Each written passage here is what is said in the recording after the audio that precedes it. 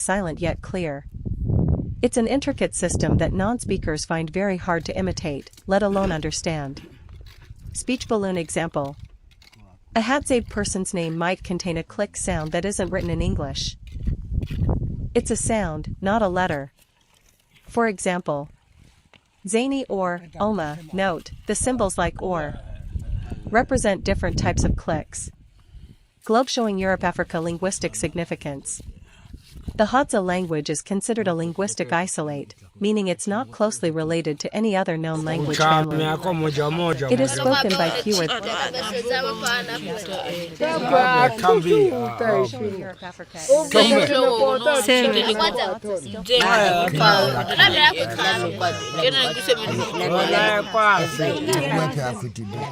Listen closely to their incredible click-based reflects their deep cultural heritage. Watch as they gather around the fire to prepare a freshly hunted meal, cooking with nothing but natural tools and age-old techniques. Meat on bone fire the result? A flavorful, nourishing feast straight from the wild. This video is not just about food, it's about survival, community, language, and connection to the land. Whether you're passionate about indigenous cultures, fascinated by bushcraft, or just curious about life off the grid, this is a powerful look at real, raw human life, far from modern convenience. Travel deep into the heart of East Africa and spend a day with the Hadza Tribe, one of the last true hunter-gatherer societies still living as humans did for thousands of years. In this documentary-style video, you'll witness the Hadza's extraordinary connection to nature, from tracking and hunting wild animals with handmade bows and poisoned arrows to preparing delicious bush meals using natural ingredients gathered from the land. Direct hit hunting techniques. The Hadza hunt using traditional methods, no guns, no modern tools, just handcrafted bows, keen instincts, and silent teamwork. Whether they're chasing baboons, birds, or small antelope, every step in the hunt is guided by ancestral knowledge and deep respect for nature. You'll see how every part of the animal is used, wasting nothing. Click language communication. The Hadza language is one of the world's rare click languages, filled with pops, clicks, and tones that are as musical as they are complex. It's not just communication. It's a cultural identity that has survived for millennia, even as modern influences close in. Wild cooking and family meals. After the hunt, the tribe gathers around a fire to cook their catch. Meals are shared communally, seasoned only by fire and experience. Watch as they prepare baboon meat, roast tubers, and even harvest wild honey straight from the trees. Every dish tells a story of survival, resourcefulness, and unity. A life in harmony with nature. The Hadza live with what nature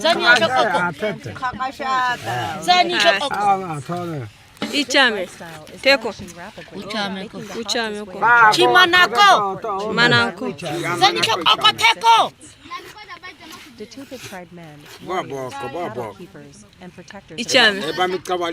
If the women of the Tupa tribe are the heart of the household,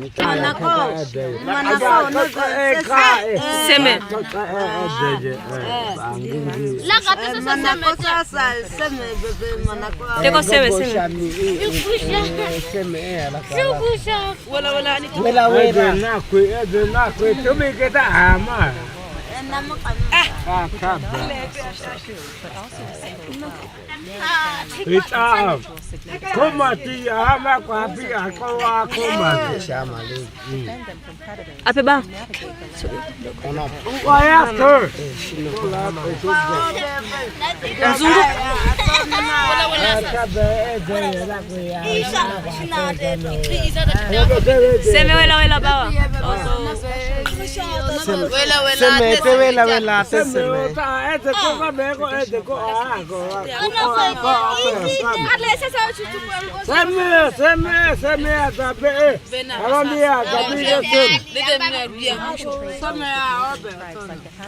land. Then you go this head down.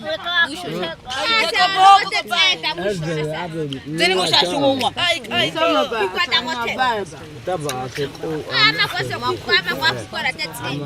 Akanima.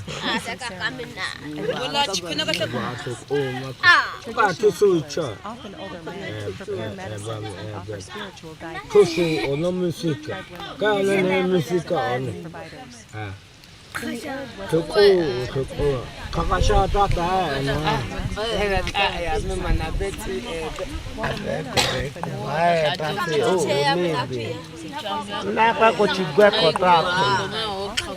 crucial and active role in gathering and unlike the men, who may venture far for days to chase animals like baboons, antelope, or even small wildcats, Hadza women tend to stay closer to camp, engaging in shorter, but highly effective hunting and foraging expeditions. Their tools are simpler: digging sticks, small bows, and deep ancestral knowledge of the land. But their results are powerful. Their hunting technique. Tracking small game, Hadza women are highly skilled at spotting subtle animal tracks and disturbances in the underbrush. They often hunt small mammals like hares, squirrels, birds, or even baboons using short-range bows and arrows. Cooperative movement, they hunt in small, cooperative groups. Communication is mostly silent, relying on hand signals and eye contact, which is essential for moving through the dense brush without alerting prey. Setting traps, in some cases, they'll set up basic snares or deadfall traps near watering holes or animal paths, returning later to check if anything has been caught. Foraging while hunting, women often combine hunting with foraging, collecting edible roots, berries, baobab fruit, tubers, and wild honey along the way. This multitasking approach ensures they return with something even if the hunt is unsuccessful. Once they return to the camp, there is a strong emphasis on sharing. All food, whether meat, roots, or fruit, is distributed among the group, especially to children and elders. Meals are often cooked over an open fire with the whole family gathered. You'll see mothers teaching their children how to clean game, prepare it for roasting, and even identify useful plants. The role of women in survival. While the Hadza men's hunting is dramatic and more visible, the women's role is constant. In the remote wilderness of East Africa, the Hadza tribe lives as one of the last true hunter-gatherer communities on Earth. Their connection to nature is not just tradition, it's a way of life, unchanged for tens of thousands of years. The day begins with the soft sounds of the savannah waking up. Hadza hunters, equipped with handmade bows, arrows tipped with poison from desert plants, and sharp instincts passed down from generation to generation, set out barefoot into the wild. They track game with stunning precision, reading footprints, scents, and animal calls in a way that only comes from living in harmony with nature. After a successful hunt, the tribe returns to camp where the real magic begins. Over an open fire, the catch is cleaned and cooked with care. Wild tubers are roasted, honey is gathered fresh from the trees, and fruits and herbs are collected from the surrounding bush. There are no spices, no modern utensils, just fire, hands, and heart. As the food is shared, the Hadza break into joyful dance. The beat of drums, the rhythm of clapping hands, and the power of song fill the evening air.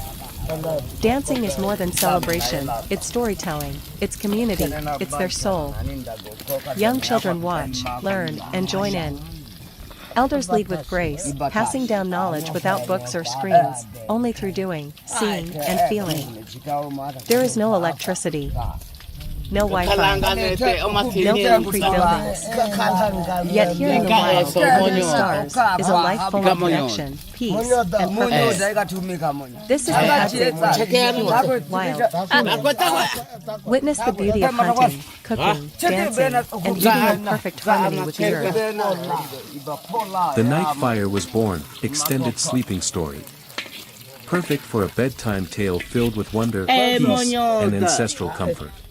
The night fire was born. Before the first footprints were etched into soft soil. Before names clung to rivers or trees. Before stars had meanings. Before time had a voice. There was only the wild. A world vast and breathing. A world without kings, borders, or noise. Where the wind roamed free and nameless through the tall grasses, and the night had no edges. Where animals moved with confidence, and humans, still new, still learning, moved like whispers among giants. They had no homes. No roof but the sky, no walls but trees. Their days were full of movement. Their nights were full of questions. They followed the herds, the rains, the blooming of berries and the migration of birds. They drank from cold rivers and ate what the land gave. Their eyes were sharp. Their ears were sharper. But at night, they were small. As the sun sank low, long shadows crawled across the land like fingers. The blue sky deepened into velvet, and the air grew cold and close. The people gathered together, bones aching from walking, bellies half full, children drowsy in their arms. They curled close, shoulder to shoulder, heartbeat to heartbeat, trying to hold in warmth as the stars bloomed above. There was no comfort then but each other. No protection but presence. No glow to drive back the dark. Only silence, breath, and the long hush of night creatures waking. They listened. To the rustle of something unseen. To the distant calls of hunting beasts. To the winds that moved like spirits through trees. And inside their chests, the question flickered again. How do we survive this night? Then one night, far away in what we now call Africa, under a sky heavy with stars, something ancient stirred. A mistake. Or maybe not. Two stones, held in two curious hands, struck together. A spark jumped. So small, it could have been missed. But it wasn't. It landed in dry grass. A pause. A shimmer. Then, a breath of flame. Tiny. Golden. Alive. It wavered like a newborn. Then it rose. It hissed like a whisper from the earth itself.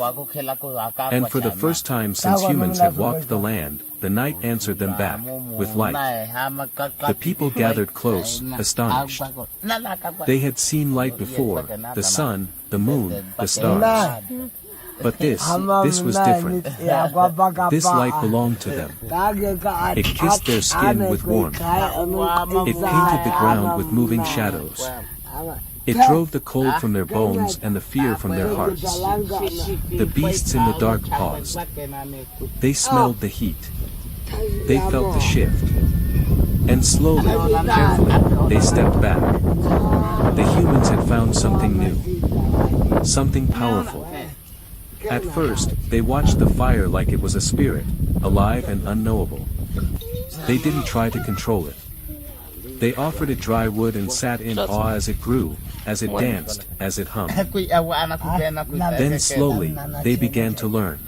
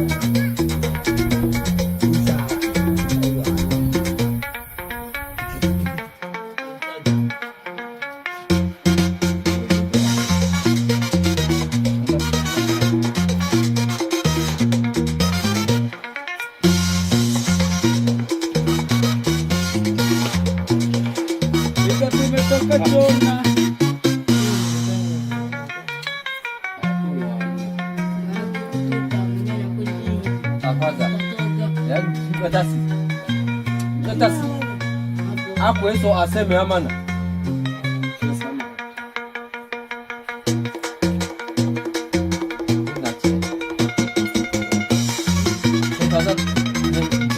Jabi orang nak buat ini.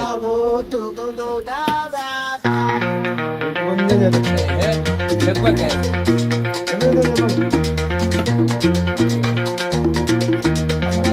Apa sini?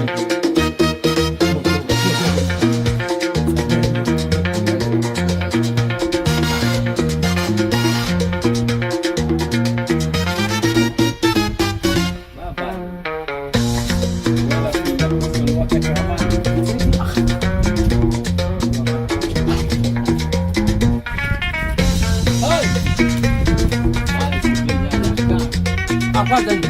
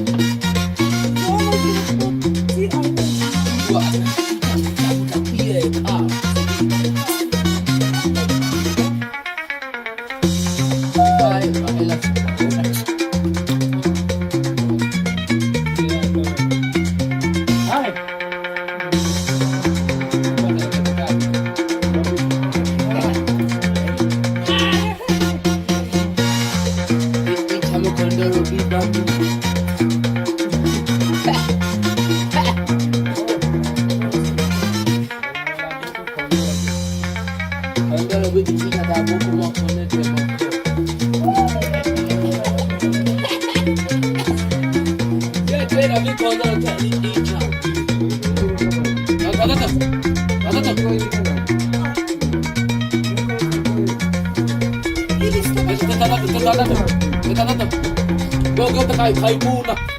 Chưa tôi đã phá nó bị áp nó bị nó ai em ăn. Lá cả. Ai cái cái nào cũng nhiều ít cả.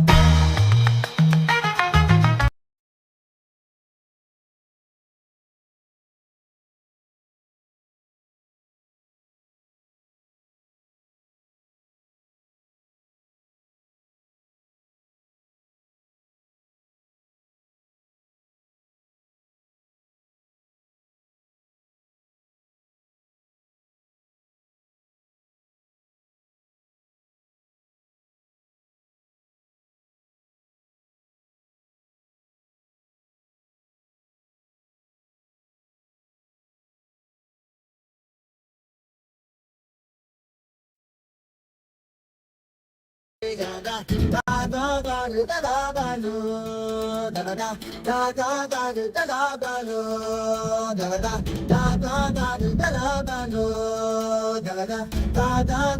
da